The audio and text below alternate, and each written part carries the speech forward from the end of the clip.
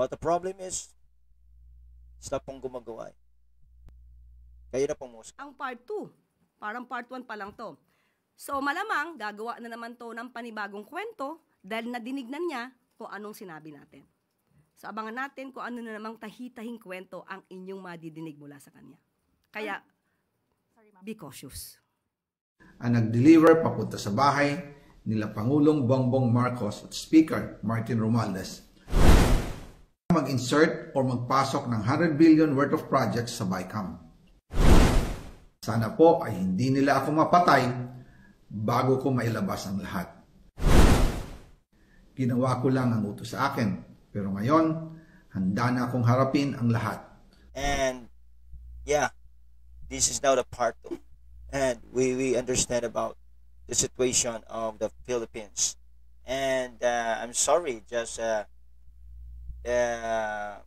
for awareness, okay? Disclaimer lang po, okay?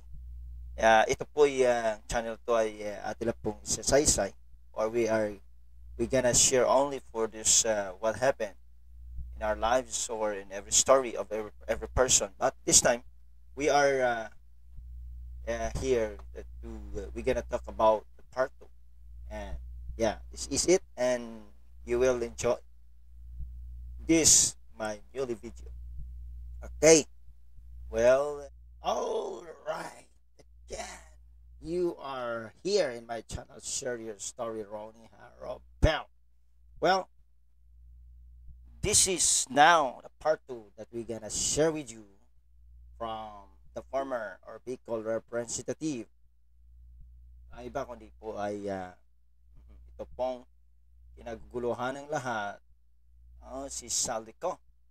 Talagang gulong-gulo na nang nagsimula pong lumabas itong video. Mga video nito ay talagang grabing rally na ngayon dito sa Pilipinas.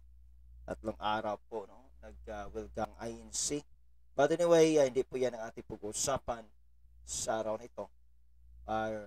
Dito po tayo ating pag-uusapan ay patungkol po sa part 2 na video po na gustong ipapalabas ni Yusikler na talagang inabangan niya ito ngayon ang part 2 na pinapakita po ni ng iba po, kundi yes po talaga. Alright, that isang bagay po talaga kailangan nating maintindihan ngayon sa araw nito, dahil po ang istoryang ito ay talagang sige na nga. Alright, sige, anong sinabi mo pa? Ang part 2, parang part 1 pa lang to.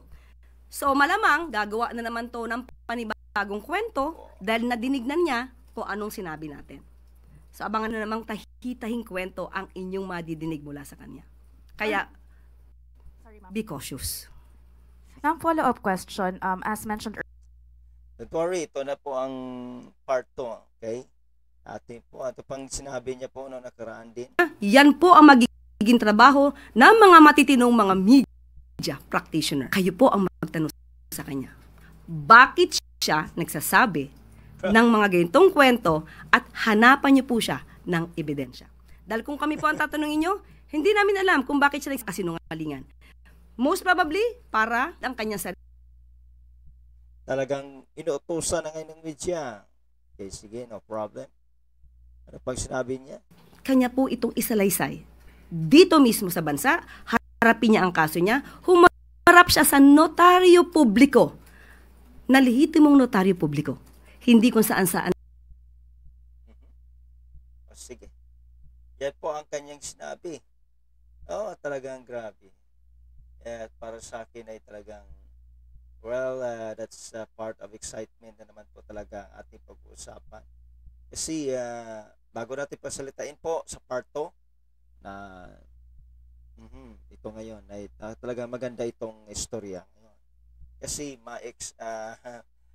kaya po nagkaroon po ng malakihang rally sa Pilipinas ay dahil po ito ang nangyari po talaga at talagang nagpasabog din po. Ito na po ang mga kahit po si Senator Amy Marcos talagang nagkaroon po ng viral po ang kanyang talampati doon po sa sa rally ng INC. Malakas ang INC Well,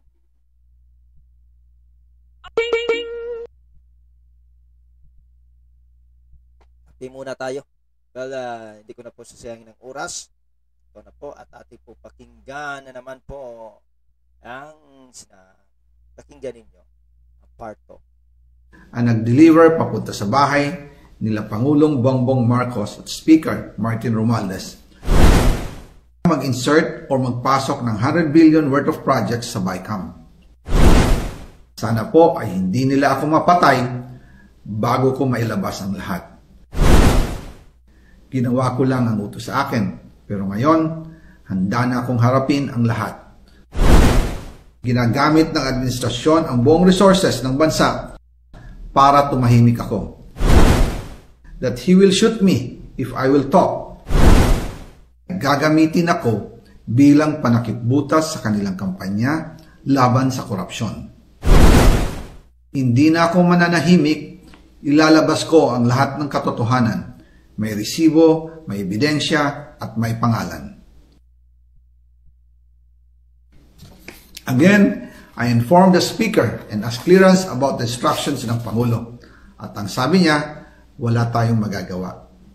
Kaya po nagtataka ako kung bakit sinasabi ni Pangulo na hindi niya makilala ang budget, samantalang lahat na binawas at dinagdag sa mga ahensya ng gobyerno ay humihingi ng approval sa kanya si Sec. Mina Pangandaman.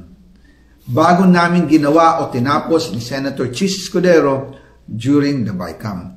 Sinabi pa ni Sec. Mina, everything is cleared with the President. Basta importante, pasok ang pondo na request ng Pangulo. The following day, sinabi ni Sec. Mina, approve na si Presidente BBM sa lahat na binawasan na ahensya. Masaya na ang Pangulo dahil naipasok ang gusto niyang 100 billion insertion. Wala pong perang napunta sa akin.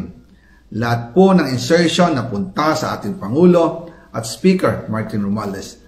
Ako lang at ang aking mga tao, sila Paul Estrada, Mark Tiksay, at ang aking mga security ang nag-deliver papunta sa bahay nila Pangulong Bongbong Marcos at Speaker Martin Romualdez sa North Forbes Park, South Forbes Park hanggang sa Malacanang. Yung mga deliveries po ay merong record ang aking mga tao. Totoo po yung sinasabi ni Orly Gutesa na nag-deliver siya sa Forbes Park. Totoo din po ang sinasabi ni Orly Gutesa na nag-deliver siya sa Malacanang nung siya ay nasa Senado. Para mapatunayan ang mga litrato na deliveries ay ilalabas ko po together with this video.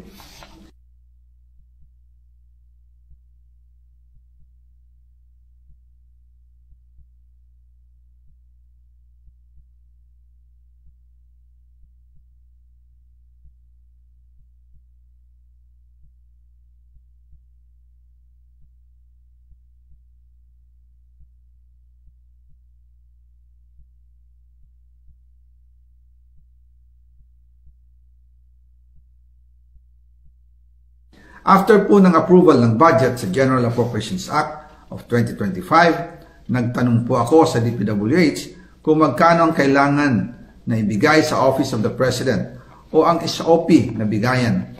Ang sinagot sa akin ay 25%. Ang ibig sabihin nito, 25% ng 100 billion ang SOP na kailangan ibigay kay BBM mismo.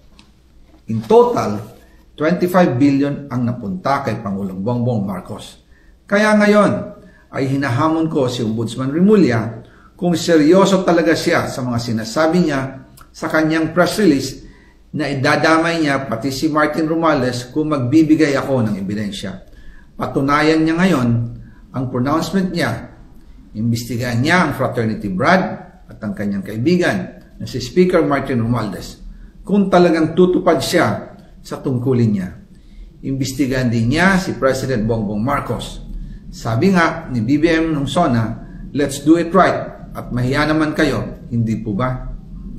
Nananawagan din po ako sa Senado na imbestigahan ang 100 billion insertion ni Presidente. Alam ko po na hindi gagawin ni Ombudsman Remulla ang hamon ko. Pero magaling ang Senado sa investigasyon at ako ay naniniwala na dahil sa kanila lalabas ang katotohanan. abangan ang part 3. May part 3 pa pala, no? Well, ganyan pa talaga. Part 3. Abangan natin yan ang part 3. Okay? So, grabe, malita, no? Ang talagang sinumiti, pinakita dyan ni Saldico. Ang mga malitang yan. At talagang napakaraming tira yun. Yung tawag daw ay basura. Basura. Yung luggage na yan. Grabe. Well, ay, nako. Anyway, kayo na pong musga at sa narinig ninyo kasi nikayat ni Yossi Claire na yung mga media na ilabas ang totoo. Ito na ngayon. Ay, nako. Bahala na po kayo maghusga. Okay? So, at wag kaligtaan po na tayo po patuloy hanap po ng katotohanan at wala po tayong pinatatamaan. As even I as a pastor, I just want to, I really pray for our government just to maging maayos po ang lahat, to flowing the good things, the good governance. But the problem is sila pong gumagawa. Well, anyway, dito na lang po tayo at maraming salamat sa pakinig. Naway kayo na pong musga. Bye-bye and see you the next video.